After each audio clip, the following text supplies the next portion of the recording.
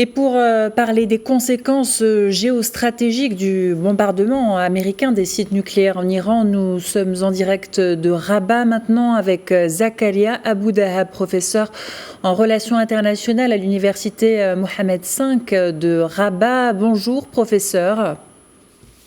Bonjour Madame Farou, bonjour. Alors le Pentagone a affirmé que les frappes américaines en Iran ont dévasté le programme nucléaire iranien. Comment interprétez-vous cette affirmation du Pentagone ? Bon, d'abord, c'était spectaculaire du point de vue de la frappe ou des frappes foudroyantes et toute l'armada qui a été mobilisée, que ce soit des sous-marins, que ce soit des avions furtifs qui apparemment n'ont pas été captés par les radars iraniens, que ce soit par les autres dispositifs mobilisés. Monsieur Trump, il est vrai, ces derniers jours n'avait pas montré une détermination directe, du moins, ou affichée pour mener de telles frappes d'une telle ampleur. Donc, il y avait une sorte d'ambiguïté qui entourait un peu cette opération qui a été menée dans le plus grand secret. Et on s'en souvient récemment, je pense, il y a quelques jours, il avait quitté avant la fin de la réunion du G7, c'était au Canada, précisément pour diriger le conseil, on va dire, du commandement, plus ou moins, et on comprend maintenant qu'il avait préparé ses frappes, encore une fois, très précises, très chirurgicales, pour détruire les 3 sites iraniens majeurs, évidemment, Fordo, Ispahan et Natanz. Deuxième chose importante, c'est que, évidemment, il faut dire qu'il s'agit là d'une opération qui a été menée de concert avec l'armée israélienne, avec le Mossad, avec donc toutes les institutions qui ont contribué à cette opération. Tout le monde attend la réaction de l'Iran. Semble-t-il, c'est un régime qui est affaibli, mais on va évidemment attendre la suite des événements. Mais vous m'avez posé la question. Alors, premièrement, ça pose la question de la guerre préventive. On est plus ou moins dans un scénario Irak 2003, sinon avant, qui se reproduit autrement, cette fois-ci pour éliminer, soi-disant, des armes nucléaires potentiellement qui allaient être acquises par l'Iran à partir justement de la possession de cette technologie. Donc, 22 ans après, on vit plus ou moins un scénario similaire. Mais à l'époque, on n'avait rien trouvé au niveau des sites irakiens. Deuxième chose, et c'est là et les plus sérieuses, c'est les conséquences d'un démantèlement du régime des mollahs potentiellement. Et on pourrait imaginer la suite des événements. Ça va être très dramatique. Déjà, un Moyen-Orient très compliqué. On sait très bien que l'Iran a des proxys, mais successivement, l'un après l'autre ont tombé. Mais aujourd'hui, évidemment, il faut s'attendre probablement à des scénarios qui sont pires, si ce n'est la providence divine qui allait intervenir pour stopper cette escalade extrêmement dangereuse. Et l'Iran a affirmé qu'il n'existait aucun danger pour la population vivant près des installations nucléaires attaquées. Qu'en pensez-vous ? Ce qui est encore une fois, disons, remarquable et qui attire l'attention, du moins des juristes et de la communauté internationale, c'est que l'Agence internationale de l'énergie atomique considérait que le régime, enfin plutôt le programme iranien, était un programme fondamentalement axé sur des ambitions strictement civiles, production d'électricité, l'énergie nucléaire, qui est un droit fondamental de tous les États.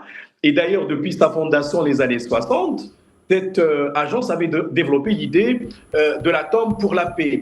Et d'ailleurs, ça a été encore corroboré par l'accord sur l'élimination des armes nucléaires précisément, dont d'ailleurs l'Iran fait partie. Et c'est la raison pour laquelle ce pays avait souscrit bien avant à cette démarche. Deuxième chose, ça met pratiquement, ça enterre définitivement l'accord qui a été obtenu en 2015. On s'en souvient, M. Barack Obama, des démocrates, avait joué un rôle très important pour obtenir cet accord et permettre aux sites iraniens d'être inspectés par les services compétents de l'Agence internationale de l'énergie nucléaire. Et jusqu'à présent, cette agence n'avait aucunement relevé qu'il y avait un danger de militarisation.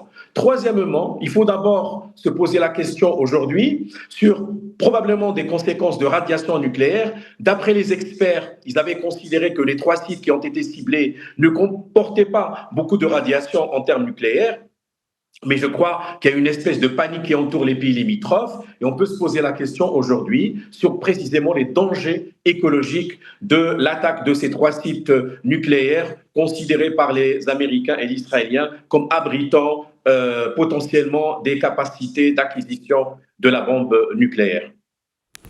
Ces frappes américaines contre des sites nucléaires de l'Iran ont mis à mal les espoirs des Européens à jouer un rôle moteur dans les négociations avec Téhéran. Quel rôle peuvent-ils encore tenir dans la région du Moyen-Orient, les Européens?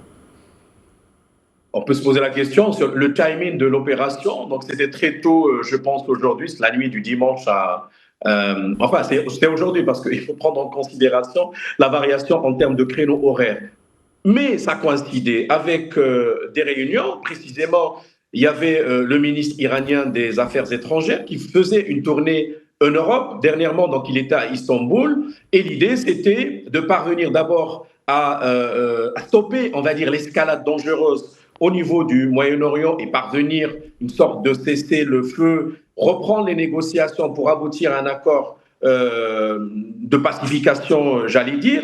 Mais en même temps, on comprend déjà l'attitude de M. Donald Trump, donc qui avait quitté la réunion, je l'ai dit tout à l'heure, du G7 pour aller précisément préparer cette frappe. La grande question, est-ce qu'il y a réellement d'abord une coordination entre les Américains et les Européens? Les Européens seuls, à mon avis, ne peuvent pas faire tout le travail par rapport à une question considérée, par exemple, par Israël, surtout par Israël comme étant vitale et que potentiellement l'arme nucléaire iranienne, si elle se développait, allait constituer un danger existentiel pour l'État israélien, on pourrait dire au final que peut-être les Européens n'ont pas fait montre d'une grande promptitude et d'efficacité pour intervenir au moins pour arrêter l'escalade, mais aujourd'hui, ça les interpelle. Moi, je crois que non seulement les Européens, c'est l'ONU, c'est toute l'agence qui gravite autour, toute la communauté internationale qui doit refonder un peu le consensus, élaborer de nouvelles normes internationales sur la limitation de la dissémination des armes de destruction massive et notamment à leur tête les armes nucléaires, sans exclure les armes bactériologiques et chimiques. Zakaria Aboudab, professeur en relations internationales à l'Université Mohammed V de Rabat, merci pour toutes ces explications. Merci à vous. Au revoir.